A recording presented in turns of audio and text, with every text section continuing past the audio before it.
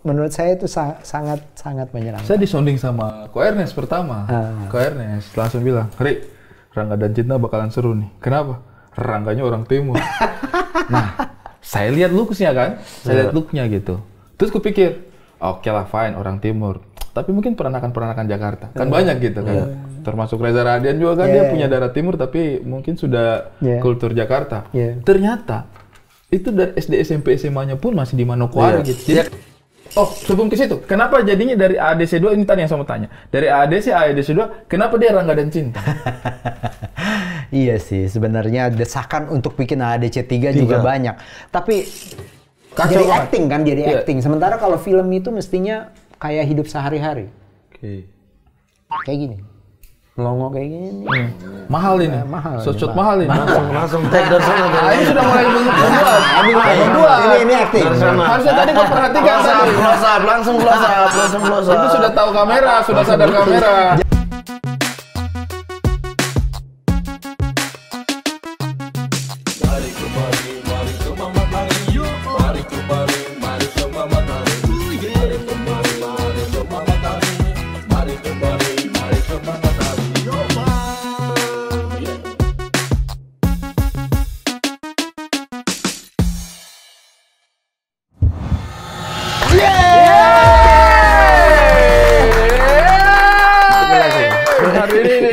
Hari ini sangat bersemangat karena ada kakak. Bang pakai lakban itu? Hah? Maksudnya pakai lakban di tempel-tempel? Kau ini orang film bukan sih? Wah, terlalu tiba-tiba tembak. Tidak, ini kan desainnya seperti ini, kreativitas. Oh, lihat dari sini kayak lakban warna putih itu loh. Tapi saya sangat akrab dengan Q, brandnya teman. Q. Tidak ada singkatan. Gas Q ini anak-anak Vespa saja yang pakai. Tidak singkatan apa? Tidak ada singkatan itu. K apa gitu. I apa? Karir ini biasanya saya part-part saya memaki dia, tapi ini saya harus menahan diri ya. Part-part saya memaki tapi saya harus menahan diri. Oh, ini kita kedatangan Om Riri Riza. Kak Riri Riza. Oke, panggilnya apa sih ini dia? Iya, Rena. Kalau saya sih panggil Om. Abang kan lahir tahun 70 tuh, masih bisa panggil Kak. Oh, kamu pikir generasi kami sekarang sudah ini ya? Kalau Kariri lebih senang dipanggil Kariri atau? Kak aja. Kariri. Panggil Riri saya juga nggak apa-apa. Kalau itu Kak atau Mas? begini Om. Biasanya. Kak. Kariri, kita bukannya tidak mau panggil nama aja, tapi kayaknya itu durhaka. Lebih ke ini nggak pernah diajari dia. Wih, tapi kita punya hidup ini ternyata setelah diingat-ingat ya, tadi ngobrol-ngobrol di depan sama Kariri. Ternyata banyak yang membentuk memori dan ingatannya kita itu buah tangannya dari Kariri. Tidak usah lah kita sebut Petualangan Sherina, Rangga Cinta, itu maksudnya itu sudah sesuatu ada apa dengan cinta. Kemudian Petualangan Sherina, Laskar Pelangi itu sudah sangat membentuk ingatan kolektifnya kita masa kecilnya kami. Miles Films. Dan ternyata saya tadi baru ngobrol itu apa? Yang Anak Seribu Pulau. Anak Seribu Pulau. Iya, Anak Seribu Pulau itu tuh tontonan kami setiap hari Minggu loh. Dan itu saya memang betul-betul zaman saya masih kecil. Kalau ada apa dengan cinta, Sherina itu sudah remaja lah ya. Sudah remaja. Sherina itu sebenarnya sudah semi-semi tidak relate. Karena menontonnya pun saya sudah anak SMA yang maksudnya anak SMA lihat anak. Tapi film gitu. Jarang kan waktu itu. Jadi film semua orang membicarakan. Betul. Jadi kita masih tetap nonton. Itu untungnya kami itu sebenarnya mungkin biasa aja filmnya, tapi karena nggak ada saingan. Jadi tapi tidak juga. Tapi kan tidak juga. Ya musikal anak-anak itu cukup. Sherina itu gitu musikalnya sampai sekarang menurutku belum ada yang bisa. Sampai sekarang musikalnya Sherina menurutku belum ada yang bisa menyamai. Saya tidak tahu, emangnya bukan mengecilkan teman-teman yang bikin musikal ya. Sherina sih menurutku masih tetap yang karena kita nonton pertunjukan live-nya juga masih sambung ya. Dan relate sampai sekarang menurutku. Tapi dia tidak kehilangan. Kak, itu kan Petualangan Sherina. Terus kemudian tiba-tiba muncul lagi beberapa tahun kemudian Laskar Pelangi itu di 2008 gitu. Itu kan semua ininya tuh anak kecil kan, maksudnya film anak. Sorry. Kulari ke Pantai juga ada. Kulari ke Pantai, iya. Maksudnya saya harus kasih tahu. Betul. Kulari ke Pantai, betul. Itu berkah besar untuk saya. Itu Anda main kan? Bukan, saya belajar menulis. Oh, Anda yang tulis ya? Bukan saya yang tulis, saya belajar menulis. Oh, belajar di situ? Saya belajar menulis. Saya diajak untuk menulis itu, saya happy banget itu. Nah, kenapa? Apakah memang itu kesenangan? Kenapa anak-anak gitu? Iya. Kalau kita bikin film di tahun 90-an, di masa-masa akhir 80-an, awal 90-an, kan masih banyak kontrol ya. Apapun itu mesti hati-hati karena skenarionya harus disetorkan ke pemerintah, terus habis itu sensornya juga cukup ketat gitu. Jadi cara bicara yang aman mungkin, terus yang menyenangkan hati itu adalah dengan tokoh-tokoh anak-anak. Makanya tadi kita cerita Anak Seribu Pulau. Anak Seribu Pulau itu sebenarnya kayak dokumenter drama tentang kehidupan anak-anak Indonesia yang cara menceritakan tuh aman. Kalaupun kita menggambarkan sulitnya anak-anak di Toraja, sekolah sambil harus bekerja, atau di Seram, atau di Papua, di Asmat waktu itu semua tuh lebih relax gitu karena menggunakan anak-anak sebagai kurang lebih sebagai pencerita, atau mereka bisa lebih jujur bicara gitu. Susah di sini apa-apa itu kalau anak-anak yang ceritakan. Nah, itu awalnya, tetapi ketika reformasi pun sebenarnya membuat film anak-anak itu, kalau buat saya sama Mira waktu itu, kita merasa memang ada kayak ada kemurniannya, ada kayak kamera tuh enak bekerja gitu. Kalau kita sama anak-anak ada gitu. Ketulusannya gitu. Ada ketulusannya. Terus mungkin juga pada saat yang sama kalau kami itu melihat film itu harus ada bagian yang kayak menyentuh perasaan ya. Cerita keluarga dengan fokus anak-anak itu selalu bisa terkoneksi dengan siapapun. Nah, itu yang bikin kami senang gitu. Dan banyak diterima. Orang penerimaannya bagus sekali. Itu bisa. Tapi bekerja dengan anak-anak itu kan tidak semudah itu. Tricky itu sih. Saya waktu itu pernah ingat pertama kali pengalaman saya kerja dengan anak-anak itu, saya bantu filmnya Ko Ernest yang Ngenes. Ya. Ada scene anak Ernest lagi SD. Saya bilang, ya Allah, itu saya sampai untuk menangin mereka harus jadi vampir. Sumpah, jadi saya jadi vampir. Kalau ada vampir kita harus diam, iya. Jadi saya masuk jadi vampir, itu baru mereka diam. Maksudnya tuh kerja sama anak-anak itu alam berpikirnya kan beda sama kita ya. Makanya abang kebawa karakter vampir itu sampai sekarang gitu ya. Ya sedikit lagi gitu. Jadi sebenarnya justru tergantung cara kita lihat. Kalau kami biasanya kita tidak mau bikin anak-anak itu misalnya dibikin kayak terlalu dibikin kayak mereka harus dibikin bahagia terus gitu. Tetapi ini pekerjaan. Jadi semua dalam pengalaman saya bekerja di manapun tetap ada persiapan yang panjang dengan anak-anak. Kayak waktu bikin Anak Seribu Pulau di Belitung itu, kami di sana itu bolak-balik sekitar 6 bulan sebelum syuting, mulai dari mencari Laskar Pelangi. Oh, Laskar. Jadi datang ke sana 6 bulan sebelumnya, cari anak-anaknya yang kurang lebih sesuai dengan gambaran di novel itu, dan di sana banyak. Maksudnya mereka semua sangat antusias mau ikut gitu. Kamu bisa apa? Saya bisa angkat kursi. Enggak, maksudnya bisa menyanyi. Saya bisa. Terus sudah sampai akhirnya ketemu, mereka persiapan 3 bulan lebih persiapan untuk mengerti bahwa di sini ada kamera. Kalau mereka menunggu itu di mana. Kalau mereka hari pertama syuting scene 3, besoknya bisa scene 8, bisa scene 30. Itu mereka sudah pelan-pelan sudah tahu gitu. Tapi mereka tetap anak di situ. Jadi datang naik sepeda, latihan, selesai pulang dia pergi kemana kita nggak tahu. Tapi besoknya dia datang lagi, itu semua tetap dan gitu.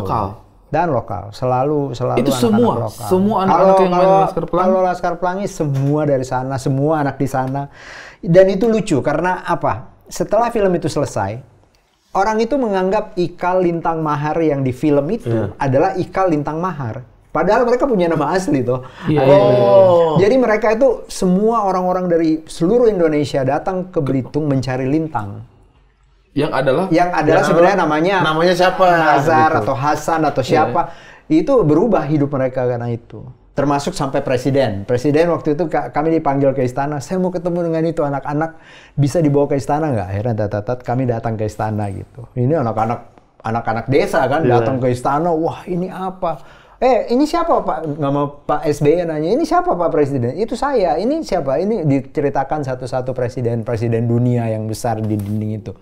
Oke, selesai. Langsung duduk semua di depan kamera. Pak Menteri ini, ada komputer kita masih ada buat anak-anak? Masih. Oke, anak-anak kamu semua kita kasih komputer ya, gitu. Satu orang satu? Satu orang satu. Mereka 2009 lah berarti. Tetap saja bro dapat komputer. Dapat komputer. Senang mestinya kan, kita juga oke dapat komputer segini. Pak Presiden, di rumah kami nggak ada listrik. Masalah baru. Tidak ada listrik. Belum semua tempat ada listrik. Sebagian anak-anak ini benar-benar anak pedalaman, Ari, yang datang ke lokasi pun ya habis itu hidup mereka berubah, tapi intinya mereka tetap anak desa. Saya setuju itu Kak Riri. Maksudnya kadang-kadang mata yang menceritakan pengalaman hidup yang sebenarnya dia pernah alami dengan yang mencoba mempelajari karakter di dalam itu akan ada sedikit bias perbedaannya gitu. Jadi memang pas kita nonton Laskar, kalau saya kan baca bukunya dulu tuh. Baca Andre bukunya. Hirata. Iya, Andre Hirata. Jadi saya sudah punya konsep orang-orang ini apa, dan ketika kita nonton di film Laskar Pelanginya itu kayak tidak meleset sedikit pun gitu, kayak ikalnya itu memang segini sih kayaknya, dia nggak akan lari kemana-mana gitu. Karena ternyata mereka datang dari situ. Soulnya itu dan juga sebenarnya yang lucu dari model bekerja kayak begini, anak-anak itu akan menyumbang ke filmnya, menyumbang pengalaman mereka ke tokohnya. Jadi kita tidak membentuk mereka kan. Kita nggak paksa mereka jadi, kau jadi gini. Saya rasa sih sama juga dengan bikin komedi mungkin ya. Jadi mereka menyumbang pengalaman mereka sebagai anak Belitung itu ke dalam tokoh yang mereka mainkan. Sehingga kita tetap merasa Belitungnya itu kuat, anak lokalnya itu kuat karena mereka yang... Betul. Dan mungkin saya rasa di Indonesia ini banyak peluang membuat model produksi seperti ini gitu ya. Yang kita tidak perlu, kita mestinya jangan membentuk-bentuk terlalu banyak gitu. Kita berikan setting itu jadi dari ruangnya gitu. Tapi tentu saja ini juga satu periode di Indonesia, di masanya film itu punya waktu agak lebih panjang untuk dibuat. Kalau sekarang saya rasa kok kita bikin film tuh waktunya makin sedikit ya. Kita zaman itu saya bikin film, kami tuh biasanya bikin film, bikin aja dulu, selesai syuting pun baru kita tanya-tanya mainnya kapan. Sekarang baru skenario belum selesai aja kita udah tahu mau main kapan kan. Kadang-kadang kita mau bikin film udah ada tanggalnya main. Skenario belum selesai, gimana nih? Tegang kan semua, kerja harus lebih cepat dan ketat gitu. Tolong sering-sering dinasihati. Yang ini juga begitu. Bukan. Karena saya merasa begini Om juga. Kita kan sekarang banyak yang ke digital kan. Segala sesuatu itu disandingkan dengan digital, tapi kan manusianya bukan digital menurutku ya. Belum sampai digital. Kita baca buku saja belum selesai mau digital, gimana caranya? Artinya kan sebenarnya memang waktu persiapan film yang sedikit ini menurutku mungkin untuk hal-hal yang teknis make sense untuk dirampingkan dengan teknologi gitu. Tapi kan manusianya itu nggak bisa. Manusianya belum. Atau bukan manusianya belum. Kerja kita ini sebenarnya bukan kerja seperti itu. Bikin film itu butuh proses di mana dipikirkan dulu apa sih ini, kemudian dicoba, istilahnya dicek dulu bisa jadi nggak seperti itu, kalau lokasinya masih ada tidak, manusia-manusia di sekitarnya itu masih ada tidak gitu. Dan juga ya untuk menjadi sesuatu yang yang bisa ditonton lama. Ya, yang bisa ditonton lama itu kan dia harus punya nilai-nilai yang lebih ya. Kalau ada banyak film sekarang yang jadinya bagus, tapi tahun depan dia sudah tidak relevan lagi ya. Orang kita merasa udah usang ya, padahal baru tahun lalu filmnya. Sementara ada film yang lama banget bertahan sampai sekarang. Yang sudah dibikin dari kapan bisa ditonton lagi dan masih nyambung. Saya pikir jangan-jangan itu karena ada proses berkesenian di dalamnya. Iya. Sekarang film ya banyak yang sepertinya tidak sempat untuk jadi kesenian karena ya kita harus cepat ya. Itu juga kenyataannya hidup kita sekarang gitu, tidak bisa diapa-apain juga ya karena ternyata bisa diterima dengan model kayak begitu pun orang banyak yang nonton juga. Goal kita apa sebenarnya akhirnya? Kita bikin film kan untuk menyampaikan sesuatu ke banyak orang. Sepertinya goal yang itu sampai.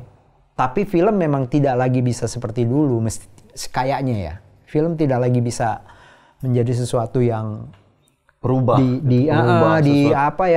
Dijadikan kayak semacam warisan, warisan yang bisa disimpan, dilihat ulang, ketika dilihat lagi dia masih kita kok masih tersambung dengan banyak hal yang kita bisa relate dari film itu walaupun dia udah lama. Tapi proses yang sebenarnya yang masih dipakai ya oleh Kak Riri itu seperti apa? Apakah waktu yang panjang membedahnya skrip per skrip atau soalnya harus dapat dulu gitu? Biasanya skenario sih yang mungkin sekarang kita selalu usahakan ada waktu untuk dirasakan, dibaca lagi, dibayangkan, dicarikan lokasi yang tepat. Kadang-kadang ada tokoh-tokoh yang ternyata kita nggak ketemu ya, sudah di casting berulang-ulang, sepertinya semua yang paling tepat itu berarti ada sesuatu yang mungkin mesti dilihat mundur ke belakang. Saya tidak bilang semua film bisa begitu. Ada film yang bisa, ada film yang tidak juga. Dalam pengalaman saya, pengalaman saya bikin film pun begitu gitu. Ada saat-saat yang tiba-tiba kita gini, ini ada tahun depan nih ada waktu yang kayaknya pas gitu. Terus semua ceritanya udah ada dan kayaknya kita udah happy dengan ceritanya. Terus habis itu istilahnya orang yang mau membiayai pun udah siap gitu. Akhirnya kita bikin cepat, bisa cepat jadi. Bisa. Ada film-film yang kami buat pun, yang kami produksi pun ada yang begitu. Tapi ada saat-saat yang istilahnya kita ketemu barang gitu ya, yang kelihatannya nih bisa nih, ini nih bisa jadi sesuatu yang ini pengalaman gue nih di tokoh ini pengalaman gue di tokoh ini, dan ini tempat ini kayaknya istimewa, kita pergi. Kalau saya tuh salah satu hal yang paling sering saya lakukan kalau akan memproduksi film itu datang ke lokasi. Saya datang ke lokasi itu bisa 4-5 kali sebelum masuk masa praproduksi gitu. Saya lihat gitu lokasinya gitu. Kadang-kadang begitu rumah itu kita senang, ada reki pertama, ada reki kedua, ada teknik reki. Datang lagi ke situ, kadang-kadang saya sendiri sama asisten sutradara berdua datang gitu untuk rasakan gitu. Nah, hal-hal begitu yang biasanya bisa membuat sebuah film, minimal buat kita pribadi ya. Kayak kita setiap di Miles itu sering sekali kami itu nostalgia sekali orangnya. Jadi setiap tahun itu selalu ada apa yang diganti di dinding gitu, yang disesuaikan dengan misalnya ya sekarang nih lagi 30 tahun Miles. Ternyata kami udah 30 tahun usianya di film. Jadi kita taruh lagi foto-foto produksi yang dulu lama-lama gitu. Iya, yang lama-lama. Sekedar untuk ingat lagi bahwa wah, panjang ya. Maksudnya ada hal-hal yang kenapa bisa bikin film yang ini karena kita pernah latihan bikin yang ini gitu. 95 berarti? 95. Itu mulai dari kurang lebih dari Anak Seribu Pulau. Miles.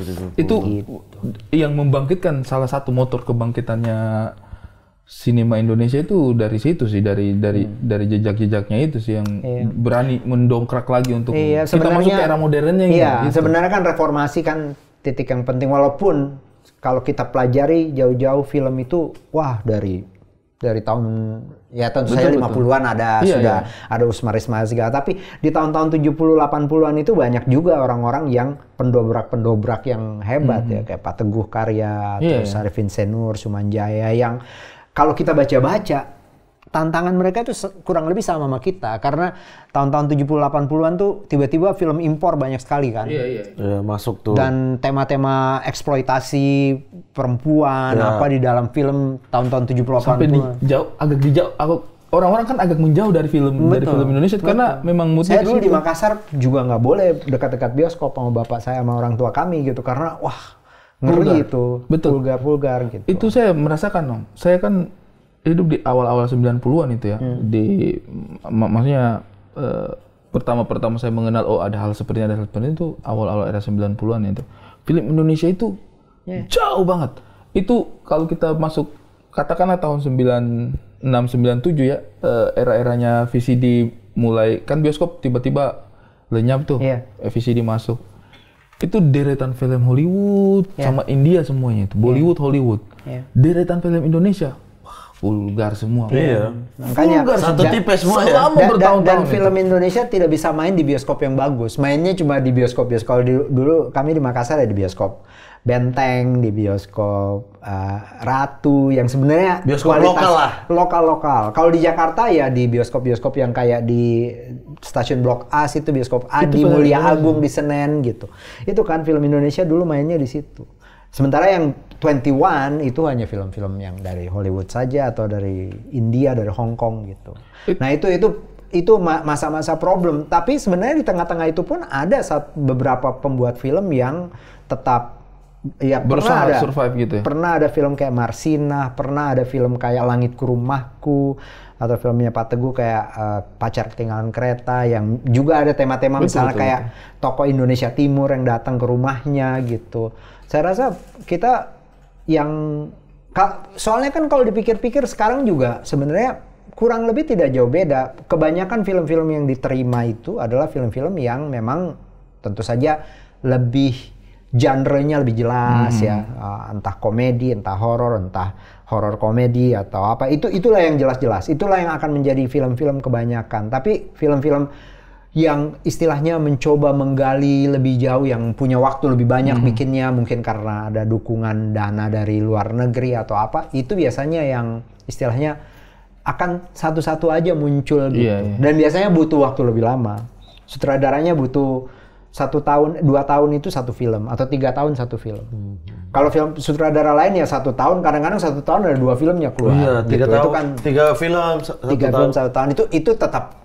Jadi memang kalau film itu saya rasa itu satu realitas gitu. Tapi sekarang dengan digital mungkin kualitas teknisnya bisa jauh lebih bagus. Karena orang belajar, kreator-kreatornya juga belajar tentang sinematografi, tentang desain suara itu lebih canggih gitu.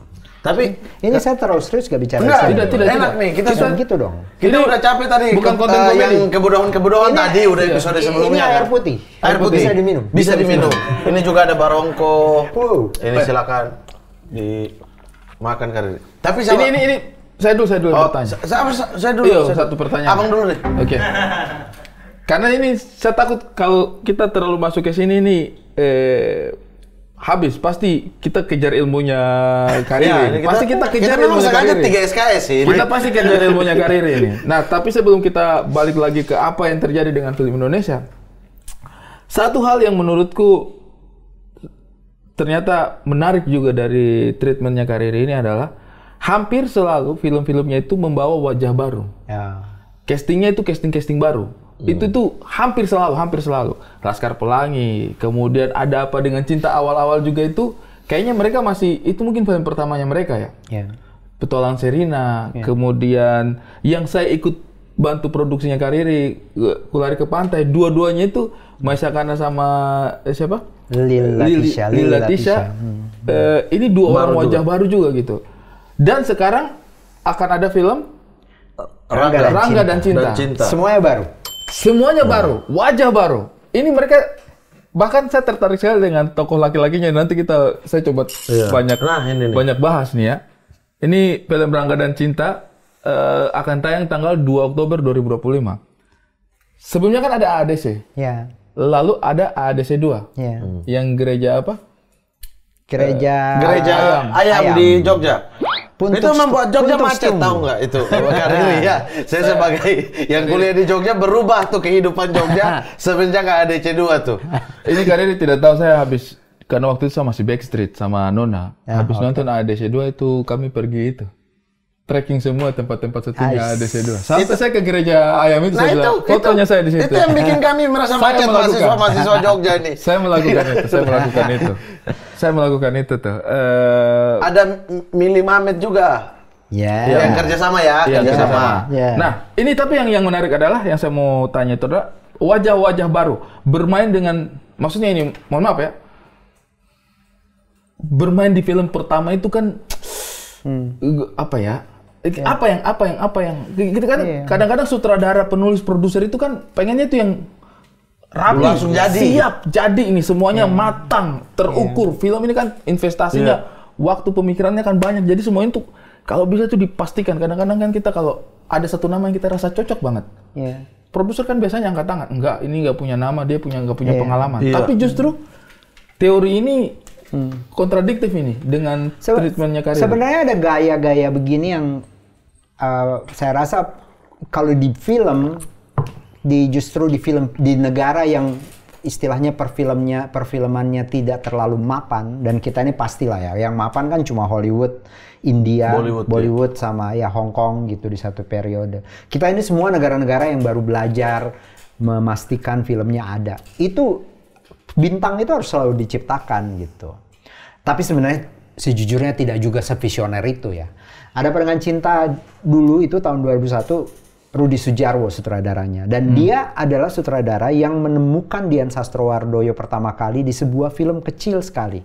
Saya ingat waktu itu saya sama Mira sama Nen Ahnas, kami bertiga baru selesai bikin Kuldesak tahun 98. Itu tiba-tiba ada film independen yang sutradaranya, namanya tidak ada yang kenal, tapi saya kenal. Karena saya kebetulan itu pernah, waktu SMA saya pernah bertukar band sama Rudi Sudjarwo. Dia pemain drum, kemudian dia main di sebuah band yang cukup ngetop di skena musik Jakarta Selatan waktu itu. Terus tiba-tiba dia mau pergi ke luar negeri sekolah, cari drummer pengganti. Saya menggantikan dia sebagai drummer. Sebagai drummer di bandnya dia. Ya, mau kemana lu Rud? Gue mau ke Amerika belajar. Dia tuh anak pejabat polisi waktu itu. Jadi dia bisa lah, pergilah dia ke Amerika gitu, gitu. Tahu-tahu ternyata dia pura-pura sama bapaknya mau belajar akunting atau apa, sampai saya di sekolah film. Jadi anak ini emang agak-agak gawat juga gitu. Dia lari dari bapaknya untuk ternyata di sekolah film di sana. Nggak lama kemudian dia pulang ke Indonesia. Kita bikin Petualangan Sherina waktu itu kan. Dia bikin film independen kecil. Bintangnya pokoknya film romantik, remaja, percintaan remaja. Terus dia bilang, nonton dong film gue. Gue bikin pakai digital nih, pakai video gitu. Dan diputarnya tuh di mana Ruth? Di bioskop? Enggak. Gue nyewa bioskop, bikin bioskop sendiri. Kita datang lah. Nonton ada gadis kecil ini main, Dian Sastrowardoyo namanya. Dan kami semua bertiga langsung, gila nih anak keren banget. Jadi intinya tuh mulainya tuh dari situ. Memang dia terlahir dari situ. Dia punya aura gitu. Dan itu kebetulan Mira sedang berpikir bahwa setelah Petualangan Sherina, film anak dan keluarga, kita harus bikin film remaja. Saya setuju. Oke, mantap nih, kita bikin film remaja. Yang main kira-kira udah. Ternyata nggak lama setelah itu ada pengumuman, saya melamar beasiswa mau sekolah penulisan skenario gitu. Saya diterima sekolah penulisan skenario. Jadi saya mesti keluar negeri, ke London, ke Inggris belajar, ambil master 1 tahun. Siapa yang bisa menggantikan saya jadi sutradara? Rudi Sudjarwo. Langsung ditunjuk. Jadi kami tukar. dari drama, tukar posisi lagi. Sekarang tukar posisi lagi. Dia jadi sutradara di film Ada Apa Dengan Cinta karena saya harus pergi. Udahlah dari situ. Dan itu intinya memang persis kayak pikiran Teguh Karya dulu menemukan Christine Hakim dan Slamet Raharjo gitu ya. Selalu harus ada begitu. Selalu harus bintang itu harus dibikin gitu. Dan Rudi itu adalah sutradara yang punya kepekaan bekerja dengan anak muda. Lihat aja film-filmnya kan beberapa setelah itu juga kayak Mengejar Matahari, kayak Tentang Dia. Matahari itu Rudi Sudjarwo. Itu Rudi Sudjarwo. Dia sutradara yang punya kekhususan lah bekerja dengan anak muda. Talenta baru. Gitu. Nah udah sebenarnya itu pemikiran itu. Cuma kalau Miles sebenarnya ini Mira Lesmana itu adalah seorang produser yang punya visi. Kalau berpikir itu selalu kayak apa istilahnya, desain audience design. Jadi dia kalau bikin sesuatu itu dari dulu sekali dia udah harus tahu betul siapa penontonnya. Dan penonton inilah yang digarap, dicari bagaimana caranya supaya walaupun dia mungkin cuma segini, tapi semua yang ada di sini tuh harus datang nonton. Dan itu yang selalu kami lakukan. Dan membuatnya dengan pemain baru itu satu jalan yang bagus. Nah, kalau saya sebagai sutradara, saya selalu merasa ketika melihat pemain yang masih bisa jujur dengan dirinya, tidak terlalu berusaha acting gitu, itu lebih enak. Karena film itu actingnya begitu. Film itu actingnya itu nggak boleh usaha. Iya harus. Kalau begitu dia usaha, pasti ada yang kacau. Jadi acting kan, jadi acting. Sementara kalau film itu mestinya kayak hidup sehari-hari. Kayak gini. melongo kayak gini. Mahal ini. Mahal. Shot mahal ini. Langsung take dari sana. Ini sudah mulai membuat. Ini acting. Harusnya tadi kau perhatikan tadi. Langsung close up. Itu sudah tahu kamera, sudah sadar kamera. Jadi itu ya, kayaknya menurutku berulang kali kami berproses gitu. Gaya menulis filmnya pun selalu sangat wajar. Dulu ada Perengan Cinta itu reaksi yang paling pertama adalah ini pertama kali ada film remaja yang benar-benar dialognya kayak anak SMA yang kita ketemu di jalan gitu. Iya. Sehingga di sekolah kita juga kayak rasa gimana ya, rasa itu kayak teman-teman kan. Mas Jujur yang menulis kan ya? Mas Jujur sama yang istilahnya penulis ceritanya ada saya, Mira sama Prima Rusdi. Kemudian penulisnya Mas Jujur, betul. Tapi sebenarnya ya proses penulisannya juga butuh waktu itu, karena modelnya tuh kayak gitu yang kita latihan, kita dengar lagi mereka, terus kita perbaiki. Cari lagi ininya, ada yang selalu ini. Gitu, makanya butuh waktunya lama dan nggak tahu kapan mainnya. Bikin dulu, syuting dulu, setelah mulai terbentuk filmnya baru waktu itu kurang lebih ada kunci gitu, tanggal main. Tapi ini, maksudnya balik lagi yang ke tadi ini. Kalau sudah settle dengan kita punya posisi itu kan kadang-kadang ada kecenderungan untuk, mohon maaf ini, main aman gitu. Main dengan pemain yang itu saja yang kita sudah kenal jurusnya, main dengan, kan, maksudnya ada kecenderungan itu yang kita bisa lihat lah di banyak film gitu, di banyak produser dan di banyak sutradara gitu. Tapi kan kalau di supporting oke lah. Tapi kalau di yang jadi main case-nya ini kan yang saya lihat terus berulang pola ini gitu. Kayak ada perasaan apa ya yang bebas juga kan seperti itu kan. Dan rata-rata itu akhirnya punya positioning yang cukup baik di industri setelah itu gitu. Tidak hanya one hit wonder gitu. Gengnya ADC, kita tahu lah semua punya film lain di luar ADC yang apa namanya? Yang cukup kokoh gitu kayak Mbak Dian Sastro, kemudian Adi Wirasti, Titi Kamal, bahkan Ladia Sheryl yang orang sudah jarang dengar juga kemarin ketika main di seperti Dendam Rindu Harus Dibalas tuntas itu juga saya juga kaget gitu kayak wah ini maksudnya eksistensinya mereka itu benar-benar terjaga gitu. Kita lihat di Bebas juga, Lutesha, itu pendatang baru semua, siapa Maizura. Sampai sekarang kita lihat mereka eksis dan maksudnya bukan hanya sekedar ini Maisakana juga bermain berulang-ulang gitu. Nah ini yang sekarang di Rangga dan Cinta ini ada line up-nya lagi nih pendatang baru lagi nih, dan ada satu orang yang nama yang mungkin akan cukup kita tanya banyak ini. Pemeran Rangganya. Oh, sebelum ke situ, kenapa jadinya dari ADC 2 ini tadi yang saya mau tanya. Dari ADC 2, kenapa dia Rangga dan Cinta? Iya sih, sebenarnya desakan untuk bikin ADC 3 juga banyak. Tapi sebenarnya kalau dipikir-pikir ya, cerita Ada Perengan Cinta itu adalah cerita yang mungkin sangat abadi di perasaan kami gitu. Maksudnya sesuatu yang kalau waktu zaman pandemi itu yang selalu terpikir oleh kami itu adalah bagaimana caranya supaya Miles ini punya kayak warisan yang kuat gitu. Dan Ada Perengan Cinta itu kita pikirkan tadinya ingin bikin menjadi, zaman itu kan pertama kali digital platform mulai muncul banyak kan, Ri. Jadi kita mau bikin serial 6 episode dari film Ada Perengan Cinta dengan bentuk musikal.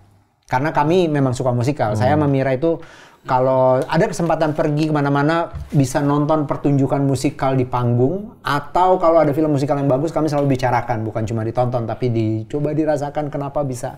Dan kami pernah bikin musikalnya Laskar Pelangi juga, terus Petualangan Sherina juga dibikin musikal. Jadi kombinasi antara ingin membuat Ada Perengan Cinta lahir lagi, tapi kami juga ingin bikin film musikal karena lagu-lagunya Melly Guslau dan Anto ini juga sudah menjadi sama fenomenalnya dengan filmnya. Setuju. Penanda zaman. Betul. Penanda zaman itu. Dan persis kita selalu berpikir kami ingin ada lagi warna baru di dunia filmnya karena mencari pemain baru yang punya kapasitasnya tuh bukan cuma kemampuan dia merasakan perasaan, tapi juga dia harus menyanyikan kalau di musikal gitu. Itu yang menjadi dasar. Tantangannya. Dasar paling utama gitu. Untuk kenapa membuat ini? Rangga dan Cinta Rangga ini. dan Cinta. Dan kenapa judulnya Rangga dan Cinta? Karena memang kalau kita ingat Ada Apa Dengan Cinta, yang punya konflik, punya dilema, punya motif paling kuat itu tetap cinta kan. Betul. Kalau di sini kita ingin membuatnya lebih apa ya, kayak ada perimbangan gitu. Saya sangat suka sekali pemilihan ini. Kali ini saya harus, bukannya apa-apa, saya tahulah Ada Apa Dengan Cinta itu geng cintanya itu, tapi men, Rangga itu karakter yang menurutku susah diduplikasi lah ibaratnya, susah di. Maksudnya itu sosok laki-laki yang apa ya, yang hari ini banyak kita rindukan gitu. Rangga itu yang baca buku, yang paham tentang isu-isu, yang menjadi korban represi dan lain sebagainya gitu. Hari ini tuh laki-laki yang ada di posisi itu menurutku memang banyak yang punya keresahan yang sama gitu, tapi justru kita jarang lihat lagi sosok-sosok seperti itu, sehingga orang kadang-kadang melihat lelaki sekarang ya dengan profil-profil yang ya maksudnya lebih banyak red flag-nya lah daripada iya kan Om ya, maaf ya, sosok-sosok lelaki itu kebanyakan sekarang profilnya seperti itu, yang hit gitu. Yang hit itu profilnya seperti itu, yang tukang selingkuh lah, tukang ini, tukang itu lah, ya kan, yang bingung mau pilih perempuan mana nih. Sebatas itu, padahal kedalamannya laki-laki itu kan juga banyak gitu. Sebenarnya itu cerita itu menjadi kayak warna yang kuat yang mudah-mudahan juga akan menjadi daya tarik Rangga dan Cinta. Kalau misalnya nih sekarang biasalah di dalam situasi sekarang kita selalu mau mencari perbandingan kan. Jadi banyak yang membandingkan misalnya looknya pemain yang baru ini dengan pemain-pemain yang sudah sangat mapan sebelumnya ya, Dian, Nico dan lain-lain. Tapi cerita ini punya warna atau kepekatan yang berbeda gitu di dalam posisi tokoh-tokohnya gitu. Ya antara lain yang saya suka adalah saya bekerja dengan pemain-pemain cowok baru gitu yang warna tampilannya tuh asik gitu. Iya. Orang timur kan? Yes. Orang timur ya? Iya. Ini menarik ini. Orang timur datang di konten timur. Karena Om Reza ini juga, Kari Reza ini buat yang belum tahu juga, Kari Reza juga punya background Indonesia Timur. Yes. Makassar. Saya lahir di Makassar. Lahir di Makassar? Ibu saya orang Goa, bapak saya orang Nrekang. Lahir di Makassar? Lahir di Makassar. Bugis. Sampai umur 10 saya di Makassar. Tapi habis itu ya ditarik orang tua saya dipindah kerja ke Jakarta. Jadi. Tapi kan Soul Indonesia Timurnya Karir ini. Ya, saya masih pulang ke sana hampir 1 tahun 2 tahun karena kami punya Rumata Art Space. Iya. Kami yang masih Rumata Art Space itu satu kayak tempat di Makassar, dulunya rumah saya, terus jadi kayak tempat untuk komunitas bekerja seperti ini, dan kami bikin salah satu festival sastra terbesar di Indonesia Timur, Makassar International Writers Festival. Berarti sebutnya Rumata. Iya. Rumata pakai tanda petik. Iya. Dan itu kayak tempat inkubasinya teman-teman yang pengen tahu tentang industri perfilman seperti apa. Iya, banyak. Salah satu yang tumbuh besar industri filmnya kan kalau boleh sebut 3 kota ya. Wih, Makassar tumbuh. Jakarta, Jogja, Makassar. Sudah film Makassar itu jaminan jumlah penonton untuk di Makassar, mereka bangga sama karya lokal sendiri, itu keren sih. Dan komposisi aktornya juga sudah mulai lengkap. Sekarang PH besar juga mulai melirik itu kan. Di sana sudah mulai ada tempat rental kamera, lampu. Iya. Jadi itu satu hal yang saya cukup bangga melihatnya sekarang ya.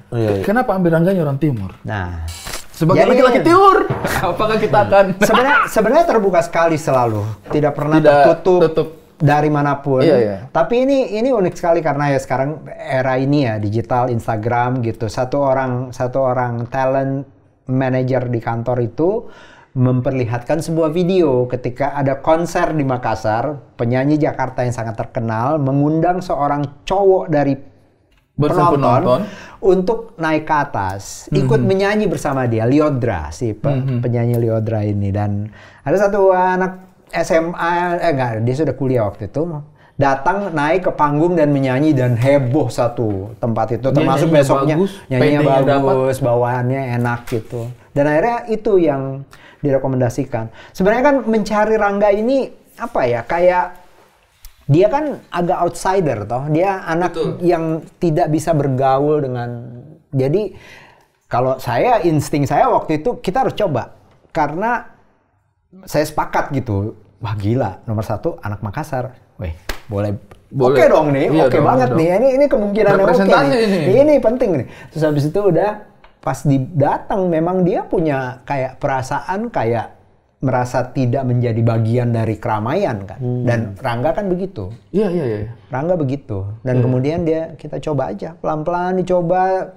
Kayaknya dia sempat datang, biasanya kalau audisi itu bisa datang 3-4 kali kan. Panggilan pertama, kemudian kalau oke di panggilan pertama, panggilan kedua, kemudian ketika kelihatan udah oke, dia mulai kami pasangkan dengan beberapa calon pemain yang lain. Yang cinta untuk dengan beberapa cinta. Iya, beberapa cinta. Itu langsung ada berasa auranya. Berasa. Dan sebenarnya saya melihat itu kayak ketimurannya dia unik sekali. Dia berkuliah di Makassar, tapi sebenarnya dia lahir di Toraja, lahir di Makassar. Kedua orang tuanya orang Toraja, tapi bekerjanya di Manokwari. Jadi kedua orang tuanya. Lahir besarnya dia di Manokwari. SD sampai SMA itu dia di Manokwari. Jadi kami kadang-kadang kalau lagi orang-orang lagi sepi, saya sama dia berdua ngobrol dalam dialek-dialek yang kami mau gitu. Jadi itu menurut saya itu sangat menyenangkan. Saya disonding sama Ko Ernest pertama. Ko Ernest langsung bilang, "Rik, Rangga dan Cinta bakalan seru nih." Kenapa? Rangganya orang timur. Nah, saya lihat look-nya kan, saya lihat look-nya gitu. Terus kupikir, oke lah fine orang timur. Tapi mungkin peranakan Jakarta. Kan banyak gitu kan. Termasuk Reza Radian juga kan dia punya darah timur tapi mungkin sudah kultur Jakarta. Ternyata itu dari SD SMP SMA-nya pun masih di Manokwari gitu. Jadi, ya kayak Deva lah. Iya, kayak Deva yang besar Timika. Tapi itu berarti itu akan ada, kalau saya tuh selalu percaya bahwa background kedaerahan itu dia membawa perasaan yang berbeda gitu. Pasti beda dengan Rangga yang kita rasa ketika saya pun merasakan, kami semua merasakan itu. Nicholas Saputra itu ikut sebagai, Niko adalah salah satu produser dari film ini. Dan salah satu tugas yang kami anggap Niko mungkin paling objektif adalah merasakan pemain, calon-calon pemain. Keranggaan itu ya? Mungkin bukan cuma Rangga tapi keseluruhan. Dia kan dulu tahun 2000 itu dia juga baru. Dan dia punya pengalaman bagaimana dia harus menyesuaikan dirinya masuk ke dalam lingkungan film yang di masa itu dan berjalan sampai sekarang gitu. Nah itu dia salah seorang yang punya keyakinan paling besar akan El gitu. Ini udah bisa. Yes gitu. Oke, saya jadi penasaran nih. Tapi anak ini saya jadi penasaran nih. Apa karir kan maksudnya di kepala kita semua Rangga ya, Nicholas Saputra ya. Iya di kepala kita semua kan. Terus kemudian apa yang ditawarkan, apa yang mau dibilang ke penonton di luar sana dengan kita melihat Rangga yang baru nih? Apa? Kita merasakan feel-nya aja yang seperti Rangga? Sebenarnya gini. Film ini adalah film yang secara bentuk akan berbeda sama sekali. Walaupun saya selalu bilang ceritanya sama, tapi sebenarnya tentu saja ketika membuatnya banyak hal yang kemudian akan melahirkan bentuk gitu yang baru juga gitu. Karena dia musikal kan. Film ini sebenarnya banyak bagian dari lagu-lagu yang kita kenal dulu itu dari film Ada Pandangan Cinta. Kalau dulu itu suaranya Melly ada di belakang kita kan, di belakang kejadian filmnya. Sekarang itu beberapa itu diungkapkan perasaannya oleh tokoh-tokohnya gitu. Kurang lebih begitu. Ya, jangan terlalu percaya sama saya sekarang. Nanti akan ada lihat pelan-pelan satu-satu. Tapi kurang lebih itu yang akan membuat kalau bisa dibayangkan akan berbeda dengan bagaimana mereka. Jadi kalau saya selalu tujuan saya adalah ketika filmnya dibuka, orang akan lupa sama Niko. Penonton akan lupa sama dia. Mereka akan lupa karena mereka akan melihat Cinta dan Rangga dan Mili dan Maura dan Carmen. Mila dan Mamat gitu. Mili kan Mamet, Mila sama Mamat. Waktu Mili Mamet pas ini kan, saya kan lagi sama Jessica Mila kan, lagi syuting. Dia foto, ayo kita foto. Poster baru Mila dan Mamat. Saya ini apa? Kalau saya dulu waktu ADC itu paling semangat itu lihat Carmen. keriting-keriting, pebasket gitu kan, yang strong banget gitu. Jadi itu paling semangat lihat dia. Saya syuting sama Kak Denia Wirasti. Scene pertama saya sama dia. Maksudnya ya saya ini memang juga pengalaman acting sedikit, tapi malas tahu orangnya kan, maksudnya susah sinyal. Iya. Nah saya itu kan tidak punya bodoh aja lah maksudnya Om. Maksudnya saya kalau goblok aja satu. B-nya 3. Iya. B-nya 3, K-nya 3, goblok. Jadi saya itu kalau bikin apa-apa itu gas aja gitu. Tapi pas saya tag sama Aditya Wirasti, scene hanya dia buka pintu. Oh ya, makanan malam sudah siap. Mari kita sampai sekarang saya masih itu tuh. Kok Ernest itu sampai kesel? Lu kenapa sih ini? Wah, itu saya apa namanya? Starstruck. Itu langsung tiba-tiba saya punya ingatan masa remaja tuh, dia balik semua kayak, ini Carmen ini yang di depan matanya saya. Saya tuh jarang banget gagap. Dialog itu jarang banget saya gagap, jarang banget ngulang. Mudah-mudahan lah saya bisa merilis. Kalau sutradara minta retake itu pasti karena feel-nya yang mungkin dia pengen koreksi gitu. Tapi pas Abang Aditya Wirasti gagap, hilang saya punya dialog, hilang apa? Tiba-tiba jadi bukan Carmen, karpet ya tiba-tiba di situ. Iya, saya jadi karbo langsung. Pas saya buka, itu maksudnya kayaknya kita itu pasti punya karakter sendiri di Ada Apa Dengan Cinta itu pasti. Iya, itu yang saya takutkan tadi. Maksudnya apa yang mau ditawarkan nih ke penonton dengan karakter-karakter yang sudah mungkin bagi yang sekarang ya, yang tidak. Ya, 2009 ke atas lah kelahirannya, yang remaja di sekarang kan ketika mereka nonton mungkin dapat sesuatu yang fresh. Tapi di kita yang tua dinas ini, maksudnya yang di kepala kita ADC 2 itu aja saya nonton di Jogja itu di dalam masuk tunggu udah gelap, udah mulai diputar kan masuk. Film pertamamu kan? Film bukan Conjuring apa Mama 2. Film saya belum pernah nonton bioskop sebelumnya. Sebelumnya saya di Fak-Fak, bioskop tidak ada. Oke. Saya nonton ADC 1 kan bajakan nih. Ya. Karena jujur Mas. Ya, apa keadaan membuat seperti itu? Tidak boleh, Mat. Bagaimana caranya orang saya mau ikut ini bodoh sekali. Sekarang cari solusi. Di konten yang nanti ditonton sama banyak orang, kok mengaku di depan. Bukan, sekarang cari solusi bersama. Ayo, coba. Apa yang bisa saya lakukan di sana? Apa yang bisa saya lakukan? Cerita-cerita. Cerita.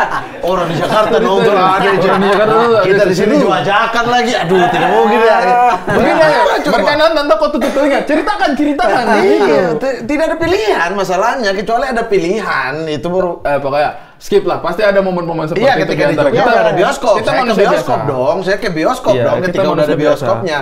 Itu tuh tidak usah jauh-jauh lah. Zaman kita ngetik-ngetik juga kita punya Microsoft juga pasti ada masalah. Microsoft kita itu bukan sesuatu yang boleh dipakai. Iya, keadaan itu keadaan sih. Terjebak oleh birokrasi yang buruk aja.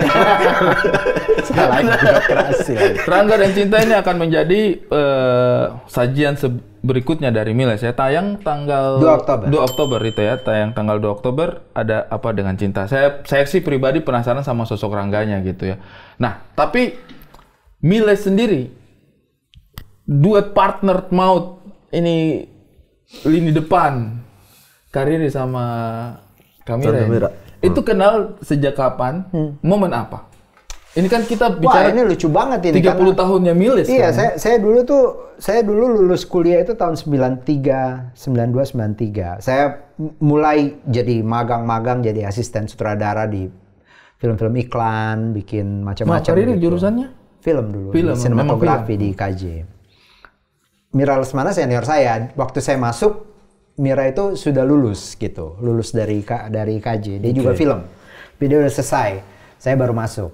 Terus selesai, dia sudah bekerja di sebuah salah satu PH iklan paling besar di Indonesia. Semua orang mau kerja di situ kalau belajar, karena di masa itu kan teknologi film Indonesia lagi jelek-jeleknya. Kalau kita mau belajar tentang teknik syuting pakai peralatan paling bagus dengan sutradara, kalau minimal orang Australia, biasanya orang Amerika sutradaranya, kameramennya, semua tenaga ahli paling top lah. Jadi kalau mau kerja, anak IKJ lulus, cita-citanya tuh semua mau kerja di tempat itu, di perusahaan namanya Catena Film. Nah, jadi saya akhirnya mencoba-coba mencari kesempatan dan akhirnya saya dipanggil dari teman. Ada teman yang kasih lihat film pendek saya, film ujian saya ke Mira Lesmana. Terus dicari tuh sama Mira Lesmana di kantornya di Kuningan. Terus saya datang gitu. Permisi, saya Riri. Terus dia gini. Sabar, saya boleh ini ya? Minta imajinasinya penonton. Ini masih muda belia ini. Oh iya, bener. Masih muda belia. 22 tahun. 22 tahun, ketemu Mira Lesmana. Ketemu Mira Lesmana. Terus gini. Hah? Gue pikir lu perempuan. Riri tuh biasanya kan perempuan. Iya. Oh iya, udah sini. Terus gitu. Bagus filmnya. Ternyata film saya ditonton sama dia. Terus habis itu film saya juga ceritanya tuh tentang anak-anak. Film ujian saya. Film ujian saya tuh tentang seorang anak yang tinggal di kampung pembuatan batu bata di Bekasi. Oke. Ya, dulu ada kalau kita naik tol menuju ke Bandung, menuju ke ya Cikampek itulah, tol Cikampek. Di sebelah kanan itu ada bangunan kayak begini semua warnanya coklat dan ada asap-asapnya. Saya tuh kalau menuju ke sana, saya selalu berpikir saya mau syuting di situ. Akhirnya saya bikin film pendek, ujian saya di situ. Jadi film itu, dan dia ingatlah itu film, dia bilang bagus film lo, anak-anak lagi yang main, dan ceritanya itu tentang anak-anak yang ingin sekali main komedi putar. Jadi ada pemain ada kelompok komedi putar datang ke Kampung Bata dan ada anak yang ingin main. Jadi ceritanya dia mungkin kayak mirip-mirip dengan Anak Seribu Pulau lah. Yeah. Jadi dia langsung kayak merasakan bahwa ya mungkin suatu hari bisa menyutradarai gitu di situ. Saya sih kerja aja di iklan. Setelah itu saya menjadi semacam asisten sutradara nomor 3 lah. Jadi biasanya ada asisten sutradara 1. Asisten sutradara 2, saya jadi asisten sutradara 3 selama kurang lebih 1,5 tahun. Sebelum akhirnya saya diberi kepercayaan untuk menjadi sutradara Anak Seribu Pulau. Waktu itu baru umur 25 tahun. Itu diberikan kepercayaan Seribu Pulau oleh Tante Mira Lesmana. Jadi saya tuh jadi orang yang paling muda, kerjanya sama salah satunya Garin Nugroho, senior saya lebih senior lagi. Dia juga jadi sutradara, tapi saya ini yang anak baru lulus dari sekolah film ini langsung dikasih kesempatan. Dan yang gilanya apa? Episode pertama, jadi episode pertamanya Anak Seribu Pulau itu saya yang bikin. Istilahnya spekulasi pilotnya bukannya cari sutradara yang lebih berpengalaman, saya justru dikasih kesempatan. Kayaknya sih mungkin mau ngetes ya? Mau ngetes, dan habis itu ya udah kami. Tapi berarti cocok. Mungkin ini menurut saya yang tidak banyak, yang mungkin kadang-kadang luput dari pandangannya orang, bahwa kadang-kadang itu orang itu hanya butuh satu kesempatan pertama. Untuk pekerjaan apapun, untuk kehidupan apapun, untuk profesi apapun yang mungkin akan menjadi cerita sejarah kehidupannya dia. Kita itu hanya butuh satu kesempatan pertama, dan maksudnya mungkin karena Riri merasa bahwa di usia muda seperti ini, dengan pengalaman yang minim, saya itu dapat kesempatan pertama. Itu mungkin yang bikin Riri juga nyaman untuk kasih kesempatan pertama kepada orang lain, karena mungkin itu jadi kayak budaya kami gitu di situ. Jadi selalu percaya sama energi muda gitu. Ya saya ingat sekarang kan masih sering begitu ya kita. Waktu saya mulai menyutradarai film, hampir semua anak-anak lulusan IKJ itu datang mau magang, kita sambut dengan gembira gitu. Apalagi kalau memang dia bisa kasih lihat film pendeknya, yang film pendeknya biasanya agak-agak sakit sedikit gitu. Wah ini bahaya nih gitu. Ayo ikut gitu. Ada Edwin yang sutradaranya seperti Dendam itu magang di tempat kami. Terus Regas Banuteja itu juga magang. Aditya Ahmad yang bikin film Kado itu juga awalnya begitu. Semuanya tuh rata-rata kayak punya Yandi Lawrence juga. Jadi semuanya tuh rata-rata ingin kayak mencari tempat di mana mungkin agak santai gitu untuk bisa bekerja gitu. Dan gila. Sama dulu, itu sesuatu yang kontradiksi sekali di kepalaku itu, Kak. Apa itu? Maksudnya kalau kamu pengen kerjanya santai tuh ke Riri sama Mira Lesmana, padahal di imajinasi kami kau kerja ke Riri. Menurutmu kok akan ini nggak? Kalau yakin selari. Di Miles itu ada hari-hari, sekarang ini makin jarang dan ini memprihatinkan sih. Biasanya hari Kamis, hari Selasa sore itu biasanya tiba-tiba Mira akan teriak, "Oi, main kartu!" gitu. Terus kita main kartu gitu. Di tengah persiapan yang sedang gila-gilaannya main kartu gitu. Nah ini lucu banget, saya ingat ya. Tahun 2010 itu, Yandi Lawrence itu mau ujian filmnya di IKJ. Filmnya itu tentang dua pasang opa dan oma Tionghoa di Jakarta Barat sana. Yang di masa tuanya tidak punya kegiatan lagi, anak-anaknya sudah pergi semua. Dia tuh punya komunitas mayong. Tahu kan main mayong, minum mayong gitu. Terus dia mau tahu cara belajar main mayong bagaimana. Datangnya ke Miles belajar mayong. Karena di Miles itu ada satu waktu di tahun 2009-2010, kami itu hampir setiap minggu punya meja mayong, main mayong. Itu kerjaan Mira Lesmana. Maksudnya sesuatu yang buat dia itu, ya itu harus ada playful, suasana bermain itu harus tetap dijaga. Soalnya memang bikin film kadang-kadang penuh tekanan. Betul. Tapi kalau di dalam ini kan Miles, ya maksudnya Tante Mira ya seseorang yang luar biasa lah. Kak Riri juga udah malang melintang luar biasa banget di perfilman. Kan pasti di satu titik, ini 30 tahun ya kita ngobrolin 30 tahun Miles. Di satu titik itu ada visi yang nggak connect dong itu. Itu gimana cara menyelesaikannya? Gimana demi satu kepentingan ya kita buang dulu ego-ego ini kan makin. Saya rasa itu satu hal yang pasti wajar terjadi ya, makanya tuh saya senang sekali nih ada kesempatan untuk mengingat-ingat juga kalau saya dulu tuh dari mana ya bisa ada di sini gitu ya.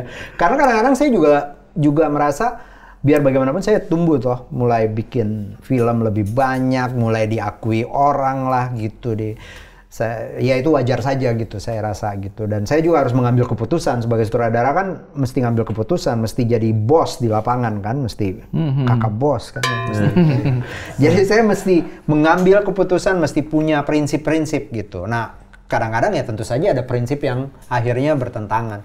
Biasanya caranya adalah kita biasanya harus saling jaga juga semua proses gitu. Saya biasanya kalau mau masuk ke dalam sebuah ide-ide baru itu, saya betul-betul memastikan idenya itu ditangkap oleh semua orang, apalagi oleh Mira Lesmana gitu. Maksudnya kenapa sih ini gitu, buat saya ini penting gitu. Itu entah saya ceritain yang banyak gitu, yang ngobrol yang panjang, kenapa ini bisa muncul idenya. Dan sebaliknya, dia juga begitu. Kalau dia punya ide nih, misalnya kita bikin apa ya, ini ada 5 ide, yang mana yang kita bikin? Akhirnya diskusi apa, yang ini kita bikin. Sebelum itu diputuskan, dia sudah bercerita dulu kepada saya dengan jelas gitu.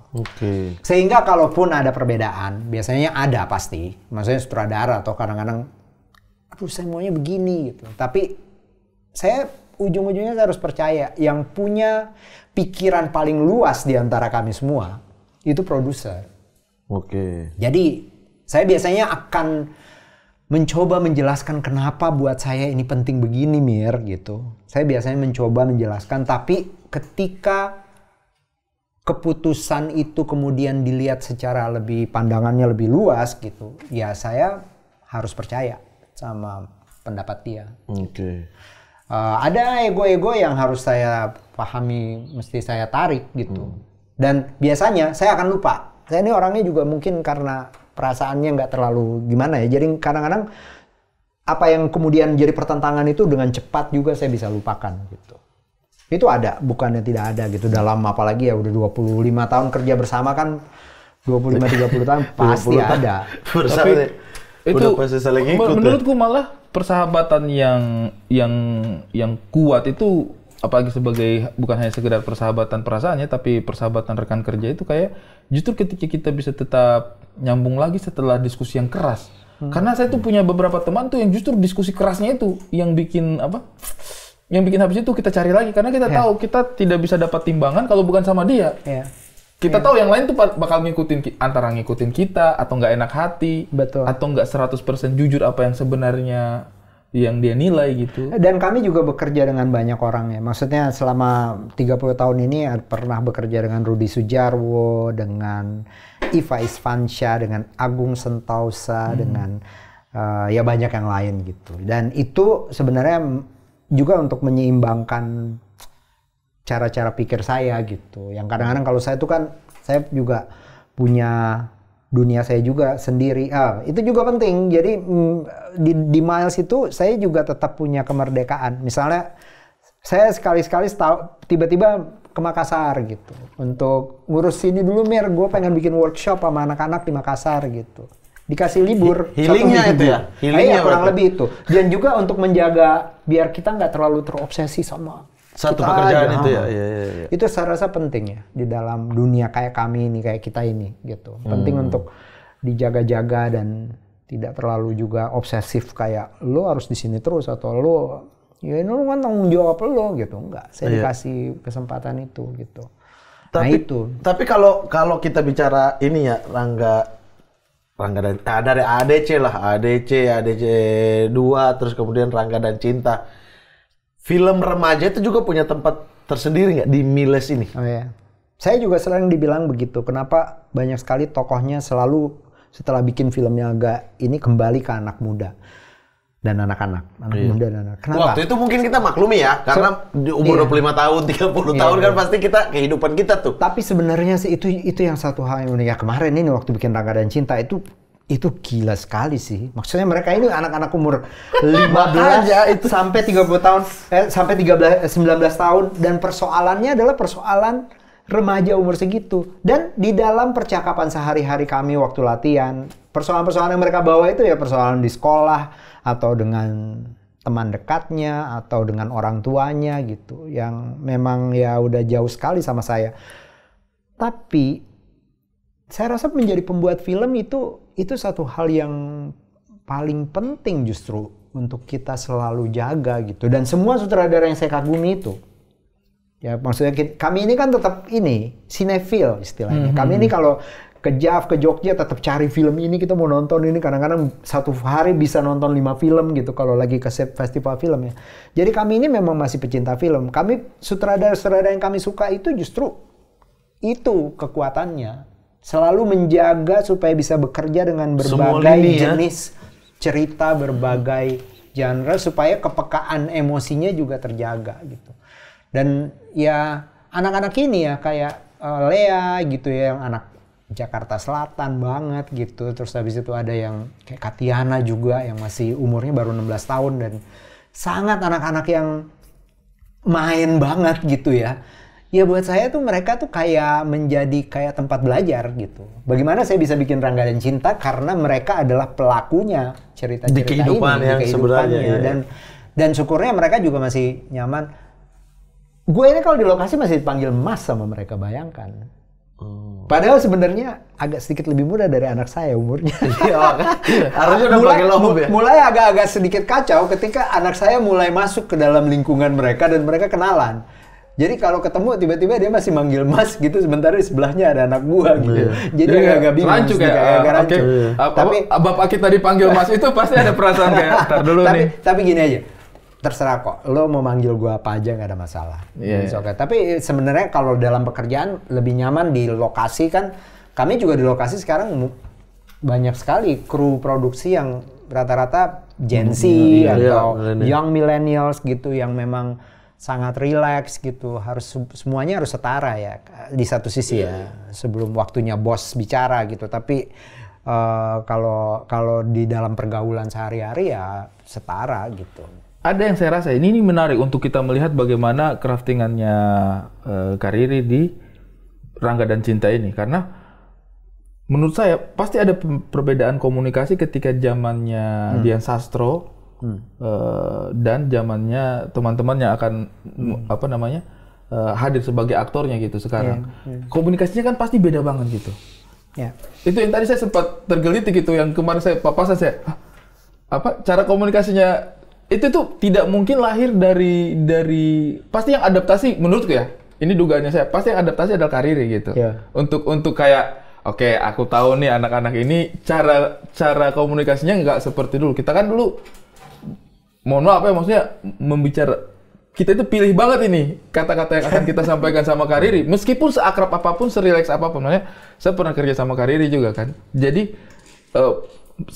saya tahu tawarannya seperti ini. Bahkan Kamira itu kan kesel banget kalau saya sudah salim itu kan dia. Apa sih lu salim-salim? Feodal lu. Bukan Kak, saya itu memang begitu anaknya. Sama juga Om Ucu juga gitu, nggak mau disalim.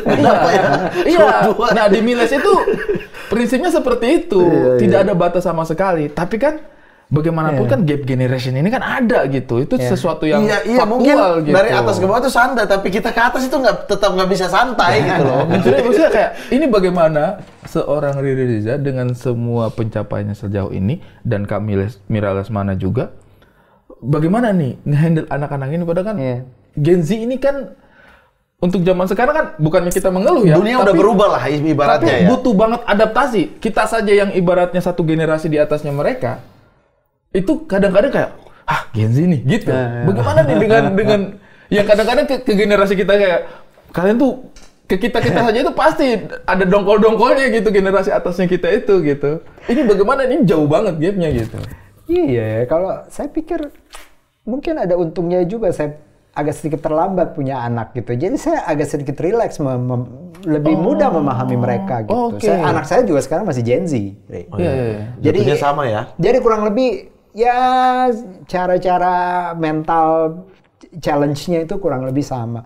Cuma gini, mereka kan biar bagaimanapun mereka adalah hasil dari sebuah kompetisi ini untuk sampai ke titik ini ya. Oh, ada dorongan. Mereka mencoba, mereka semua punya modal gitu untuk bisa sampai di sini, dan modalnya itu juga antara lain mereka juga punya kemampuan untuk menyesuaikan diri.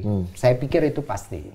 Jadi mereka juga bukan anak yang sembarang Gen Z. Bukan anak sembarangan. Bukan generalisasi Gen Z. Tidak bisa juga digitukan. Saya pikir semua generasi tidak mungkin kita ambil sama rata.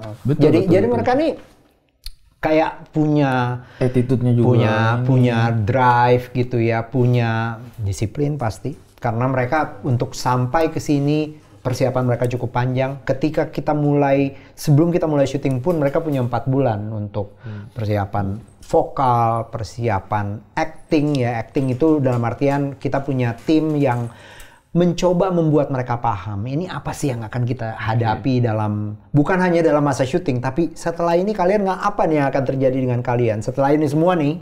Dalam beberapa bulan ke depan hidup mereka bisa jadi kan berubah ya. Apa aja itu semua tuh kita bantu untuk persiapkan. Jadi saya pikir mereka enak sih. Tentu saya bukannya tidak ada problem, betul juga ada juga ya, karena kan anak-anak namanya juga anak-anak sedang energinya gitu. beda banget, fire. Gak ada habis-habisnya, betul. Itu satu hal sih. Kalau lagi kita kadang-kadang udah capek, kita masih dengar mereka di sana. Bener pak. Iya, energi masih gede kan, maksudnya. Bener pak. Tidak, kalau zamannya begini masalahnya adalah menurutku ya, zamannya saya, kalau misalnya kita namanya anak muda kan pasti ada asik-asiknya kan, teng. Tapi kalau sudah ada suara yang agak, kita itu kan generasi yang bisa dibegitukan.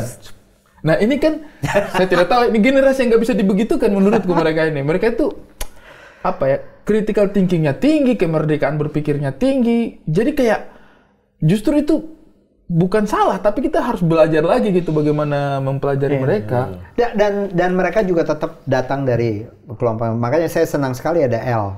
L ini yang jadi Rangga yang datang dari, setiap berapa bulan dia ada di Jakarta untuk kerja, habis itu dia harus pulang dulu sekitar 2 minggu ke Makassar untuk menyelesaikan kuliah dan lain-lain. Habis itu dia kembali lagi. Sebenarnya setiap kali ketemu dengan L, ada kayak momen mereka yang lain gitu, kayak mereka tiba-tiba harus saling adjust lagi gitu ya. Sedikit lebih grounded gitu. Ketika mereka bersama-sama dengan L gitu. Yang ada penyeimbangnya ya, menurutku itu bagus. Dan mereka tiba-tiba nanya tentang Manokwari itu kayak, what's your... Gila udah sampai Manokwari, tapi Rangga sampai Manokwari banget. Lu harus tetap naik boat 12 jam untuk sampai ke tempat ke Wasior. Tapi itu Rangga berarti di relate sumber informasinya mereka asing banget itu dengan kehidupannya si Rangga ini akhirnya. Betul. Secara soul juga mereka jadi nyata gitu ya. Betul. Tapi sebelum closing ya, ada pertanyaan, apa yang membuat tempat itu bermakna buat Kariri? Karena di setiap film, tempat itu menjadi sesuatu yang sakral. ADC 2 lah itu yang membuat Jogja macet lah. Hotel-hotel aja dibangun karena ADC 2 tuh. Nah dulu kan hotel sedikit, sekarang di pinggir jalan semua hotel itu. Karena mau ke gereja lah, makan kelatak-kelatak itu tidak. Kelatak sekarang tumbuh. Apa? Tempat itu kenapa begitu spesial? Karena selalu ada pilihan tempat yang menarik sih. Sebenarnya film itu kan justru kekuatannya itu. Dia bisa bercerita tentang lingkungan itu, dan ya sekarang kan banyak teknologi digital yang bisa mengubah-ubah, tapi kalau buat kami enggak. Dan kami ini produk lama ya, waktu tahun-tahun 2000-an sampai 2010 syuting masih pakai film. Syuting pakai film itu intervensi lampu itu tidak bisa banyak-banyak. Jadi kita harus cari lokasi yang betul-betul ketika kita pandang itu, dia betul-betul sudah punya kedalamannya, sudah punya, ini kayak gini nih, ini kayu-kayu kayak begini saya suka sekali nih. Ini akan bisa menciptakan, kalau syuting nggak pakai film, dia tiba-tiba ada kayak depth-nya yang beda gitu. Kebiasaan itu dari dulu. Jadi bahwa kita percaya, kalau mau menunjukkan kehidupan, apa yang terlihat di setiap elemennya itu harus bicara tentang tokohnya gitu. Gelasnya pilihannya begini, kayu-kayu ini semua bicara tentang tokohnya. Itu yang selalu penting gitu. Dan saya juga percaya bahwa Indonesia ini, wah gila sekali sih Indonesia ini. Maksudnya makanya kami pernah syuting di Atambua. Siapa yang kepikiran bikin film di Atambua? Tapi kalau kita pernah ke Atambua atau kita pernah naik mobil 7 jam antara Atambua lewat Soe terus sampai ke Kupang, itu Indonesia yang lain sama sekali dengan konsep Indonesia yang ada di layar-layar bioskop gitu. Betul. Di Atambua tuh ada gereja yang dibangun di tahun, kalau nggak salah tahun-tahun 74, 75 yang semua jendelanya itu dari kaca tempa yang warna-warni. Jadi kalau jam-jam pada saat ada misa jam-jam 8 gitu, itu semua itu kena warna yang beda. Cahaya matahari yang masuk itu membiaskan itu. Betul, dan itu kan susah dibikin di mana, ya itu cuma ada di sana.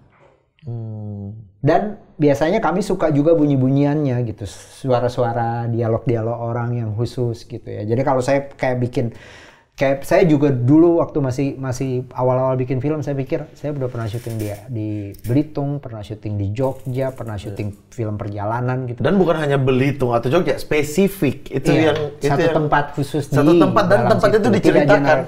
Nah itu semuanya itu soalnya penting sekali ya. Saya pikir itu yang bisa menjadikan film Indonesia itu beda dengan film dimanapun.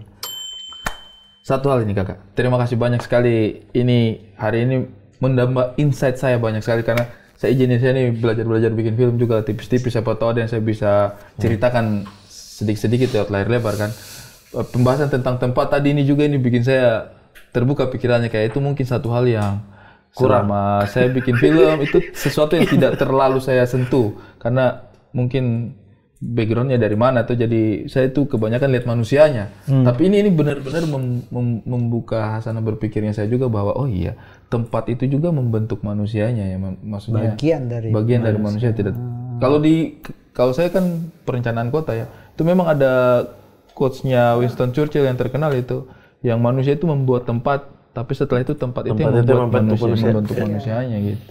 Iya, tempat itu ciri khas sih menurut saya kalau udah nonton film Miles atau Riza, tempat tapi bukan hanya sekedar tempat, kayak misalnya kita taruhlah Kakak Bos gitu, dari Logat kan orang udah tahu Papua, tapi spesifik kita menceritakan tempat itu hanya ada di karya-karyanya.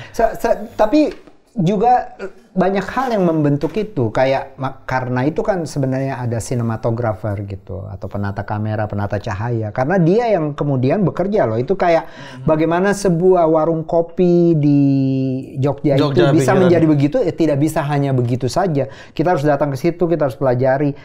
Oh, ini kita syutingnya bagusnya nih, kalau kita siang mungkin flat-flat aja, kita bikin malam ya. Buka sampai malam kan? Buka, oke, kita bikin malam gitu. Tapi kenapa itu tertuang dalam skrip tuh? Menjadi dalam prosesnya skenario itu berkembang terus, dan kita sudah punya kesadaran bahwa kita pengen menggambarkan, apalagi kayak Ada Penengan Cinta 2 itu yang mulai dari Brooklyn sampai ke Jogja, ke Candi Ratu Boko, di beberapa tempat di Kaliurang gitu, Sate Kelatak di Pak Bari di Imogiri, Pasar Imogiri.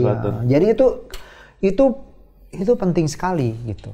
Dan itu kadang-kadang cuma lewat, tapi kalau buat kami gitu, kalau buat saya gitu, itu saya ingat gitu, di situ ada mural apa.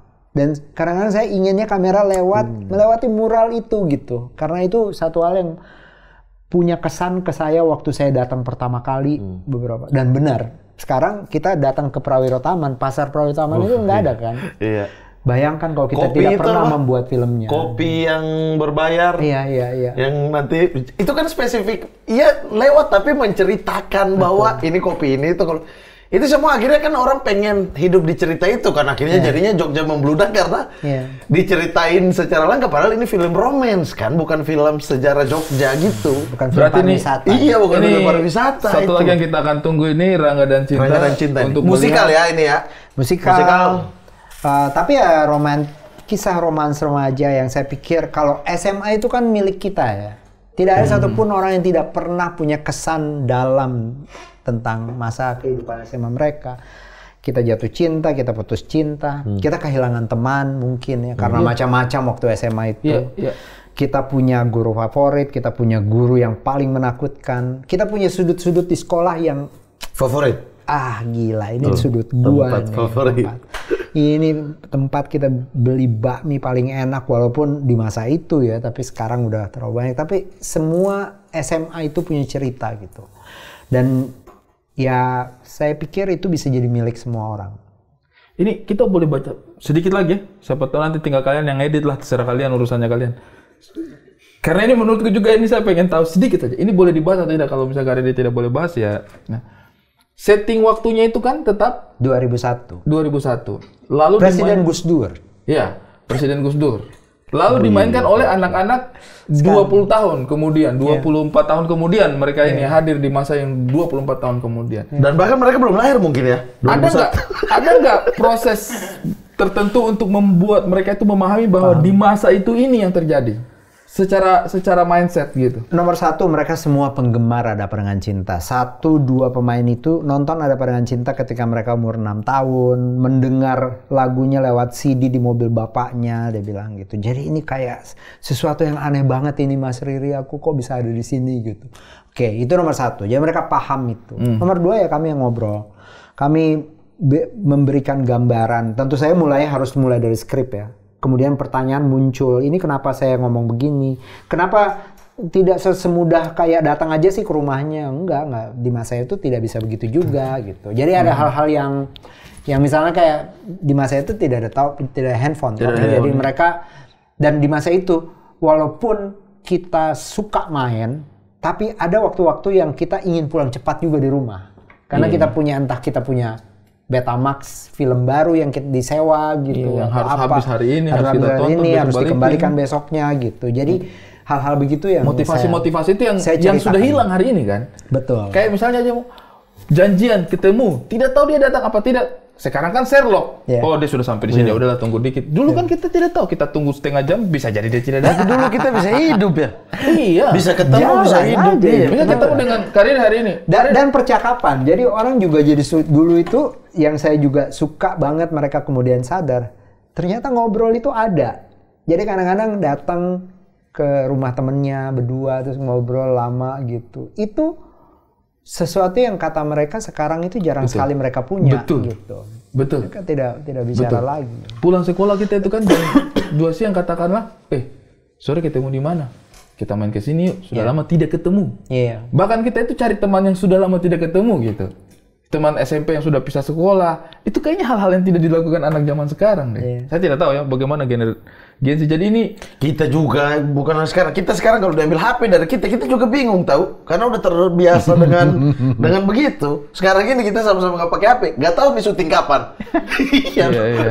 Dulu mungkin bisa, tapi sekarang semenjak dikasih HP tapi ini menarik sekali sih ini. Kalau misalnya kita masih ada kesempatan, mungkin suatu saat kita harus bicara dengan aktor-aktornya. Saya pengen tahu ini bagaimana rasanya mereka memasuki dunianya Rangga dan Cinta yang bukan eranya mereka. Dan mudah-mudahan teman-teman nanti kalau sudah tayang filmnya ini kita bisa lihat bagaimana Gen Z merasakan hidup di era kita.